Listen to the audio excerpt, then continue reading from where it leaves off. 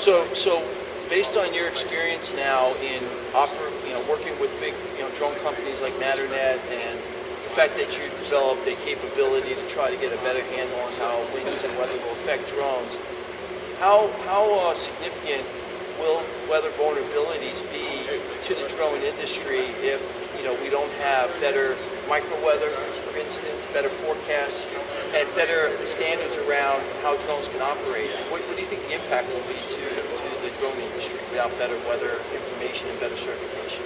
That's a great question. I think there is a lot of things that we don't know today. It includes weather, microscale weather, and it's very hard for now to say if drones will be it will be possible to operate them safely in regions like the center of cities, for example.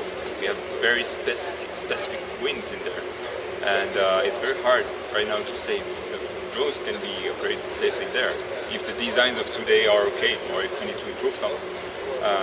Again, there is a lot of work to be done in this field. So it's true. You're saying that this also can help us engineer drones better to handle these conditions. This Definitely, is another yeah. area, because the main objective for something like this, and even for our company, TruWeather, is not to prevent people from flying.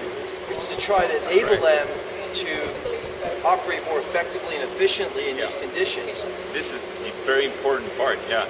I was told by drone manufacturers, you're trying to block us. No, actually this is the exact opposite. And we're trying to support you and to help you get to the authorities with reports and things that would be values that you can show them that your drone can be flown safely.